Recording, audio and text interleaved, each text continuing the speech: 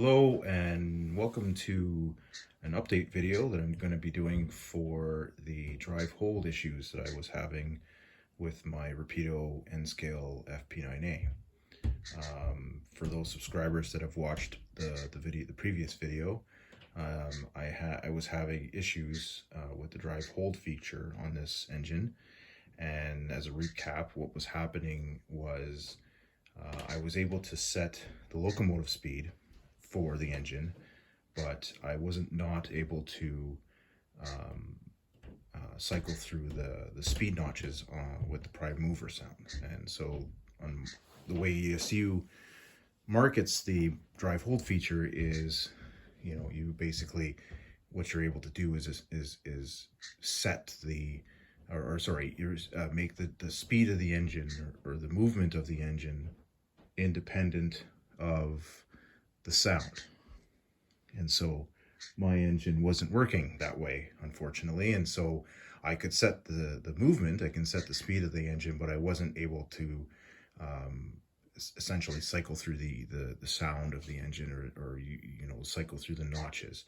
And for those of you who watched the previous video, I was showing that essentially what it would do is it would just go up and down. It would cycle up and down on its own, and I wasn't able to stop it. And then if I would set the engine going at a certain speed, if I would press F3 and I would roll up on the thumb wheel and nothing would happen until I hit like speed step 20 something, or I can't remember exactly, but it really wasn't working properly.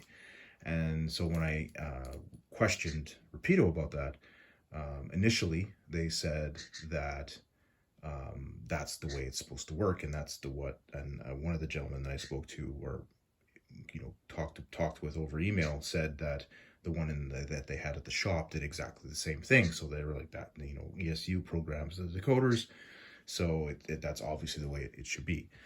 And so I disputed that, and I said it's a little bit disappointing that that's the way it would be, because it obviously doesn't match what ESU was marketing. And so there was a bit of back and forth, and then ultimately they agreed to take the locomotive in, as I explained the issue in the warranty service paper, and it was sent back to Rapido. And then when I got it back, for some reason they didn't address the issue. I think they just assumed it was a bad decoder. They replaced the decoder and sent it back. And so when I got the engine back, I still couldn't do what the drive hold feature didn't work properly still. And so I contacted them again, and I said, this is, something's happened here. We've miscommunicated somehow, because Rapido just replaced the decoder, but they didn't deal with the issue that I was having, essentially. And so I questioned, basically what's going on, what happened. And then ultimately what ended up happening was Rapido told me again that it was ESU that programs the decoders, so maybe ESU would be able to answer the questions. So I contacted Matt Herman at ESU myself, and within a day he got back to me and said, yeah, there's a programming error in the N-Scale sound file. And so I was like, oh, which, honestly, I was a little disappointed with, because, I would have expected Rapido to, figure that out, and not. It kind of surprised me that, because I was talking back and forth with Rapido for several months about this, and I don't know what the date is on my video, but I'm pretty sure it was from before Christmas, I want to say, but it was several months that I was going back and forth with Rapido. And ultimately it took me contacting ESU and asking them, and they resolved the issue in less than a day. And so that was, I will admit, that was a little bit annoying. Anyhow, Rapido agreed to send it back, or to pay for shipping it back to them, because I paid to ship it to them the first time and it didn't get resolved, and so they paid the shipping to send it back. I sent it back, and through speaking with Matt Herman, what he said to me was, Rapido has two files. They get an N scale file and an HO scale file. HO scale file is fine. It does work. That it doesn't have a programming error in it, and so the plan was to resolve the issue was to basically upload the HO scale file into the FP9A, and so that's what they did. They sent it back to Rapido, and then they worked with Matt Herman and got the new file, and they overwrote the existing N scale FP9A sound in this one with the HO scale version. And so I got it back, and so I've had it back for a little while now, and yes, and now, and the function does work. And so I'll demonstrate it here. And for those of you who have an N scale FP9A and don't know what I'm talking about, give your drive hold function a go and see what you think and see how it works for you.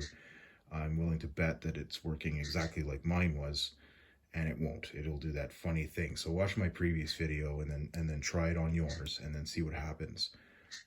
But anyway, so here's the new sound file, and it's slightly different. There are slight differences between the two files. The sounds are a little bit different. Like this is the Sarco valve. It's different than the what came with the model, and it doesn't have that reoccurring blowdown when it's not, when the sound isn't on. I noticed my other one, it had this automatic sound that would play, and it would just go every 30 seconds or whatever minute. This one doesn't do that. It just you just hear that noise. But here, so I'll start it up, and I don't know if the starting sequence is different, but I don't think so.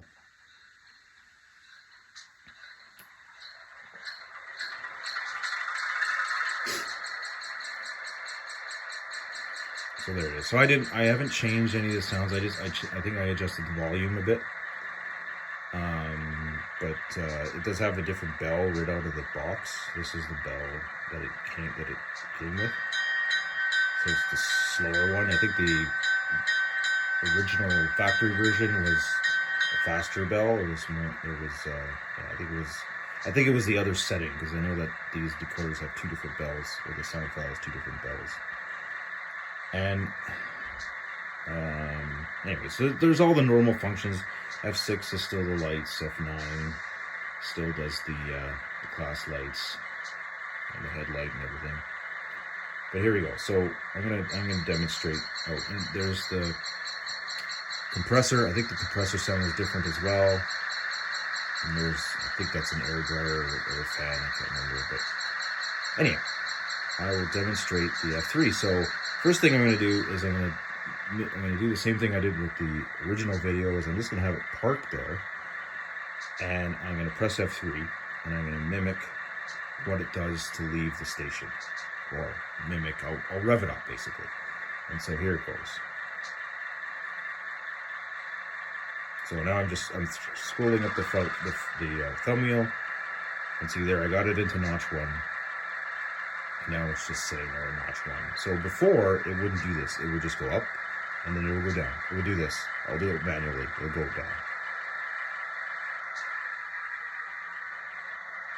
It would do that over and over and over again. But this doesn't do that. I got it in notch 1. It'll stay in notch 1 forever if I wanted it to. Okay, so now I'll go to notch 2. That's a notch 2. And then notch 3. Notch 4. And then I'll release F3, and then it'll go.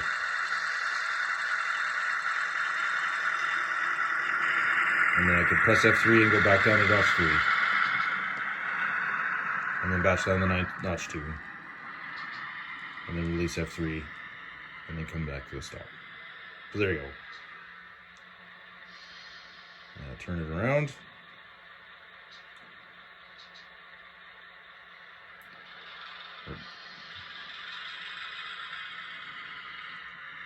So here, now I'll press F3, and I go all down to notch 1. It'll stay the same speed, but I'll go all the way down to notch 1.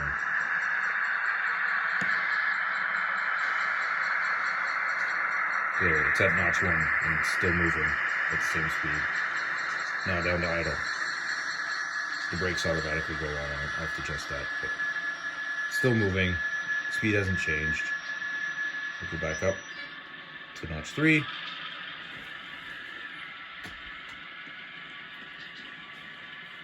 And then I'll go back in the other direction.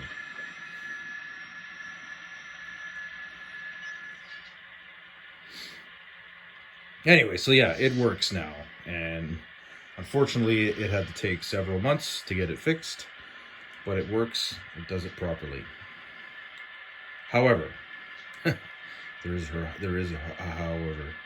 However, what I've noticed now is that this engine appears to have a few glitches, or at least the sound file does, or the decoder does. And I'll pull it up into the screen, and you'll notice that the headlight isn't on. So let's pull it to a stop. And so you'll see it. So the headlight turns off. Let's see, it turned on again. Whenever there's the blowdown that happens, this blowdown sound, the headlight turns off. Don't know why. It just does. Again, possibly another programming error. So I'll just wait for it to happen, and you'll see it happen. It's just it's the weirdest thing. And the other glitch that I have is I can't turn down the sound for the air compressor. Just can't do it. I've tried everything. Everything else I can change. I can change all the other sound volumes. Can't do the one for the air compressor. So that's the other glitch that it has. That, see there, the headlight just turned off. You hear that, and the headlight turned off. Strangely enough, it doesn't do that if I have F12 on, and then it turns on. It turns on when the air compressor. So it turns off when the blowdown goes off, and then as soon as when the air compressor turns on, the lights turn on. But now I put F12 on, which is switching mode, and the headlight won't turn on and off if it's in switching mode. But then, of course, I can't turn on. I'm trying to turn on the ditch lights. It won't turn on now. So, anyhow, I got the F3 thing fixed. It's got a couple other glitches now. I've made the decision that I'm just not going to go back to Rapido. Not that I'm not going to buy stuff from Rapido. I'm just not going to go back to them on this issue. I've decided that I have enough engines right now that have ESU sound in them. I have 3 now. One of them is customized by somebody I bought it off of, and it sounds great. I've decided that I'm just going to splurge and get myself the local programmer from ESU. Because then I can do whatever the heck I want, and I won't have to worry about Rapido's sound file. I can overwrite Rapido's, or if I can figure out how to fix this one, I'll use this one. But if I can't, then I'm just going to overwrite it with something from ESU, and then I'll know it works. I won't have any more problems. And then I'll be able to upgrade the sound file in my, I got 2 GMD ones. One has an upgraded sound and one has the regular factory sound. I can upgrade that one to the better ESU sound file. And it'll match the other one that I have. And I'll be able to run them in a pair and they won't sound odd together. Anyway, so that's that. Yeah, so just like I said, update video for the problem that I had. Rapido did end up fixing it. It took a while, but it's fixed. And then for all the people out there that have, this engine, if it's something that is important to you and you want to get it repaired, you can, like I said, you can contact them. And well, I didn't say this. I'm saying it now. Contact them and tell them that you heard about this programming error and that you'd like to get the sound file fixed. But also mention the glitches that you heard of so that they don't do it to you. Or go out, buy yourself a local programmer and load up a ESU file that will work right out of the box. But yeah, so there's my update video. Thanks for watching. If you liked the video, please hit the like button. Subscribe, that'd be great. Always like more followers. I'm going to try and make more videos. I got about 160 followers now, so I need to make more videos so I get more followers. Anyways. So thanks for watching. Have a good one.